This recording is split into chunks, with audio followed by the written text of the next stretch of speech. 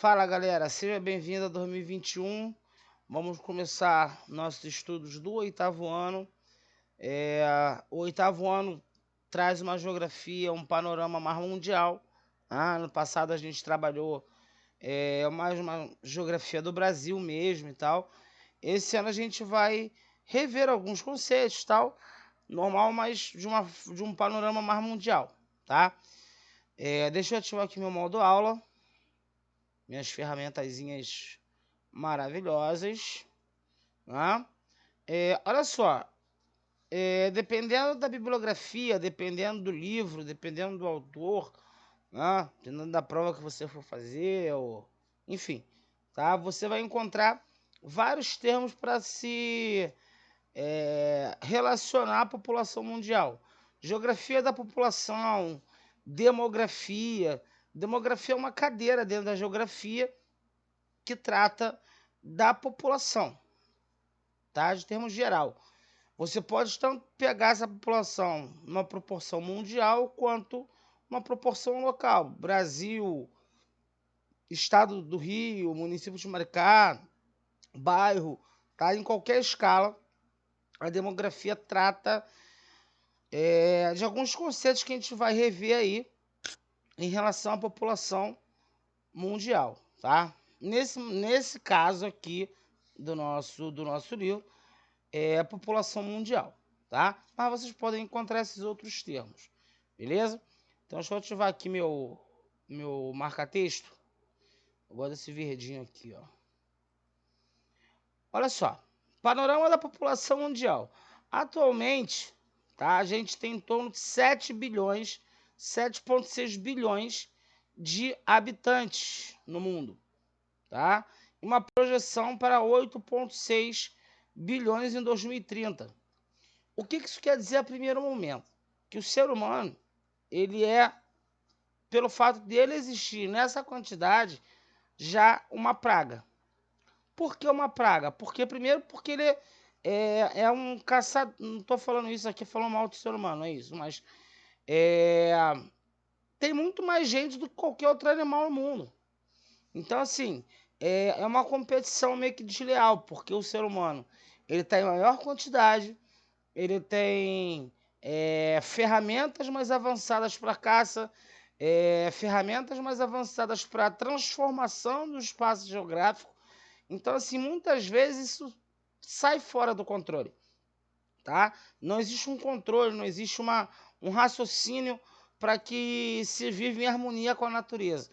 Então, assim, o ser humano, por existir nesses números, tá? 7,6 bilhões. É claro que isso são dados de 2017, a gente está em 2021, claro que esse número já aumentou, tá? Então, assim, o ser humano, a gente está vendo agora um momento trágico, mais um momento trágico da história da humanidade, né? É uma pandemia que está pegando o mundo inteiro, tá? Dados alarmantes. E isso tem de se repetir, infelizmente, porque o ser humano, tudo o que acontece com o ser humano, as doenças, né? Se você pegar o número da AIDS, o número do ebola, o número das gripes aviárias, suínas, cachorrinhas, doguinhas, qualquer gripe, qualquer doença vai ser em números muito grandes, tá? O coronavírus superou isso tudo, claro, mas desculpe, mas tudo que acontece com o ser humano vai ser em grande escala, tá? Aqui a gente tem alguns países, deixa eu dar até um zoom um pouquinho maior aqui. A gente tem alguns países que são os maiores países do mundo, tá? Normalmente o que se pede em prova, o que se pede em banco e tal, são os 5 maiores, que é China, Índia, Estados Unidos, Indonésia e Brasil, tá? As duas principais populações, as duas maiores do mundo de longe, são China, tá? Com quase aí 1,4 bilhões de habitantes, e a Índia com 1,3, tá? O Brasil aí está em torno de 200, agora atualmente, eu andei dando uma lida esses dias, em torno de 211 milhões de habitantes, tá? Então na China caberiam mais ou menos aí uns 6 Brasis, 7, tá? Em termos populacionais, logicamente. Então, é claro que uma doença que num vírus é muito mais fácil de se propagar na China e isso, infelizmente, se propagou pelo mundo, tá? Até pelo tamanho da sua população, beleza? Aqui a gente tem um infográficozinho, né? Que vai mostrando pra gente a proporção entre homens e mulheres de 90 para cá, tá? Em relação a homens e mulheres, tá? 5,3, 7,6, que é o último dado que a gente tem aí no livro e tal, mas no site do IBGE vocês podem atualizar isso dia a dia, tá? Eu vou falar, daqui a pouco a gente vai falar como é que atualiza isso, né? E 2100 chegando a 11 bilhões, é inimaginável pensar em planeta Terra com 11 bilhões de habitantes. É claro que essas populações, principalmente desses principais países que estão aqui, né, vão aumentar muito. A tendência é essa. Tá? Então a gente vai tratar de alguns conceitos básicos. Tá? A população absoluta, que é a população total de um país. Tá? A gente aqui nessa tabela está tratando, né, de população absoluta, total de habitantes. Né? E a população relativa. Tá? A população relativa é a densidade demográfica. É a mesma coisa que você pegar a população absoluta e dividir pelo tamanho do território. Tá? Vai dar um número qualquer lá. Tá? Então, por exemplo, vamos supor, tem um país com 100 habitantes. Estou falando uma conta simples, tá? Para que a gente consiga imaginar. Com 100 habitantes, um território de 10 quilômetros quadrados. Então você teria aí uma população, uma densidade demográfica, uma população relativa de 10 habitantes por quilômetro quadrado. Isso seria um número baixo, tá? Você pega a China aí que tem mais de 50 habitantes por quilômetro quadrado. Então você é muito mais concentrado. Você está falando de concentração e desconcentração. Quanto maior for esse número, mais concentrado será. Tá? Se você pegar, por exemplo, uma favela, uma rocinha da vida, vai ser muito mais concentrado do que um bairro da Zona Sul, por exemplo, da Zona Norte. Beleza? Então, você consegue conceituar um país, um estado, um bairro, uma cidade em populoso e povoado com base nesse número. Tá? Populoso, ele vai ter alta concentração de gente, muita gente morando, tá? Então, você tem até esse conceito aqui, ó. Refere-se à população absoluta a um país populoso que apresenta alto número de população absoluta. Então, quais são esses países? Os 5 primeiros, que a gente já falou, China, Índia, Estados Unidos e tal. Tá? Agora, um país povoado, ou bem povoado, vamos dizer assim, seria um país onde a densidade demográfica tivesse numa média legal, 30, 40 habitantes por quilômetro quadrado, tal. Só que quase nenhum país, a realidade é essa, tá? Mesmo com muita população, com pouca população, quase nenhum país tem essa distribuição igualitária de população. Você vai ter áreas de maior concentração e áreas de menor concentração. Isso vai depender de alguns fatores que a gente já vai ver daqui para frente, tá? Então aqui, ó, você já tem uma outra planilha, tá? Você vai ter, por exemplo, Bangladesh. Bangladesh, aqui, ó, na primeira, na de população absoluta, na primeira, tá lá no final da fila. Aqui, onde você tem concentração de população, tá? Onde você tem uma densidade, a tabela de densidade demográfica, ela está em primeiro, tá? Por quê? Ele tem um pequeno território, uma população considerável, tá? Então você vai ter aí 1.236 habitantes por quilômetro quadrado. Isso é uma concentração altíssima, tá? Isso não quer dizer que seja um grande país, mas que existe uma grande concentração de gente morando junto, tá? O Brasil, por exemplo, olha a diferença. Aqui em Bangladesh tem 1.236. No Brasil, a gente tem 24,9 habitantes morando num quilômetro quadrado. Mas, Alex, isso é realidade em todas as regiões? Não, não. Tu pega uma Amazônia da vida, tem 4 habitantes morando por quilômetro quadrado, tá? Tu pega São Paulo, tem 5.000, entendeu? Então, assim, quase nunca isso é igualitário. É uma média que é um retrato, tá? Mas isso não quer dizer que seja igualitário ou bem distribuído, enfim, tá?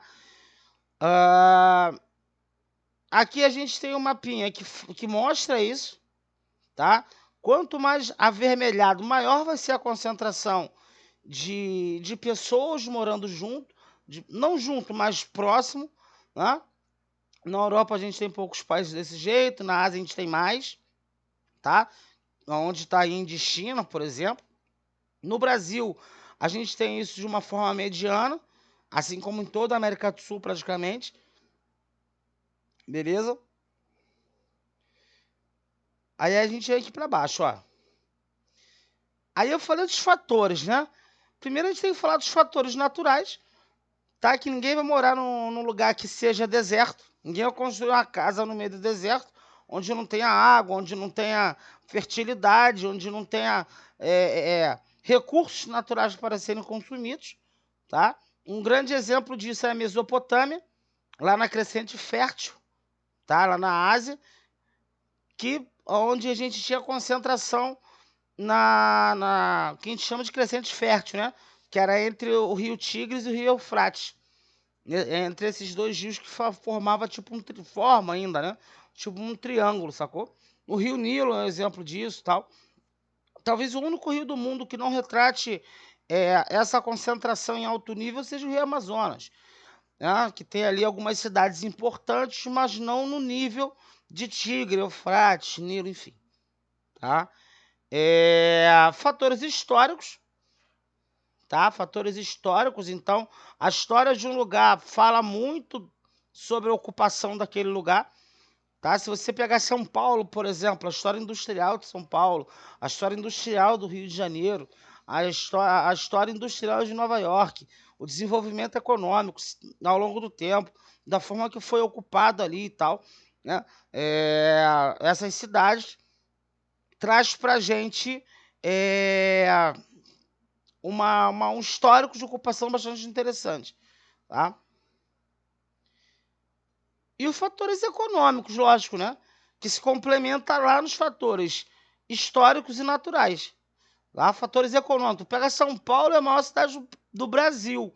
Por que é a maior cidade do Brasil? Porque ali tem uma história industrial onde gerou muito emprego. As pessoas foram criando família, procriando e tal. E você tem ali a maior cidade do país, Rio de Janeiro, em segundo lugar, no mesmo processo, né? Isso traz alguns problemas, tá? Você tem problemas de favelização, falta de moradia para todo mundo, falta de serviços urbanos para todo mundo. Isso tem alguns problemas graves, tá? A gente tem que falar também do crescimento vegetativo e demográfico, tá? O crescimento da população, beleza? A taxa de natalidade. Vamos falar primeiro sobre taxa de natalidade e mortalidade. Alex, eu tenho dificuldade de gravar o que é natalidade. Pô, mano, lembra de Jesus, Cristo, Natal. O que é Natal, mano? Que é o nascimento de Jesus. Tá? Natalidade. Tá? Então, a taxa de natalidade é a taxa de nascimentos. Tá? Não só de Jesus, mas de todo mundo. Beleza? A taxa de mortalidade. A taxa de morte. A galera vai morrendo, vai nascendo. Então, essa população ela vai variando de número dia a dia. É claro que por exemplo, vou falar de novo disso, sendo repetitivo aqui, mas é claro que o coronavírus deu um saldo negativo aí no crescimento da população, porque morreu muita gente. Ainda está morrendo muita gente, né? Mas o crescimento vegetativo, ele se dá em primeiro momento, né, pela diminuição, tá? Tu pega a taxa de natalidade e diminui a mortalidade. É a primeira conta que você tem que fazer, tá? Depois você vai ver se tem gente migrando para aquele lugar, se tem gente indo morar naquele lugar, ou se tem gente metendo pé daquele lugar. Tem alguns fatores que vão comer por fora nesse momento. Mas a principal conta nesse momento é taxa de natalidade menos taxa de natalidade menos taxa de mortalidade. Beleza? Aí você vai ter o seguinte, dentro da taxa de mortalidade, um dado importante que a gente tem que ter em mente é a taxa de mortalidade infantil, que vai falar muito sobre um lugar, tá? Quanto mais crianças morrerem por grupo de 1.000, pior vai ser aquele lugar, tá? Aí tu pega, por exemplo, o continente africano, né? Que a galera não tem alimentação direito, guerra civil, guerra tribal e tal, você vai ter muita mortalidade infantil. Você pega um Canadá da vida, a mortalidade infantil é quase zero, né? Tu pega uma Alemanha da vida, é quase zero. Mas tu pega uns países asiáticos, como China, por exemplo, como Índia, por exemplo, você vai ter essa mortalidade infantil elevada. No Brasil, existiram momentos que foram elevados, existiram momentos que foram reduzidos. Hoje está numa média ainda considerada uma média mediana para alta, tem que melhorar, né?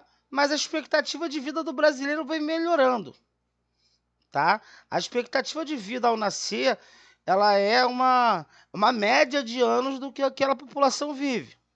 Então, quanto mais desenvolvido for aquela população, aquele país, né, economicamente falando, né, quanto melhor for a economia, quanto melhor for o acesso à saúde, quanto melhor for a renda, a alimentação, tal, quanto melhor for o país, vamos dizer assim, maior vai ser a expectativa de vida. A do brasileiro gira em torno de 75 anos, 76 anos mais ou menos. Tá? Do Canadá é 84, 85. Da Alemanha é 86. População envelhecendo. Tá? Isso é um terror para os governantes. Tá? Porque ao mesmo tempo que isso demonstra que o país é legal, que o país tem coisas muito boas, a parte previdenciária é mais cara, porque o governo tem que pagar mais aposentadorias. Então, é uma balança. Tem que existir uma balança aí, senão é por isso que o atual governo, a principal pauta desse governo agora é votar a reforma da Previdência para ver se consegue equalizar as contas ali, porque o número de idosos brasileiros vem crescendo, tá? No segundo vídeo a gente vai ver isso com mais detalhes, beleza? Até lá, tamo junto. Um beijo.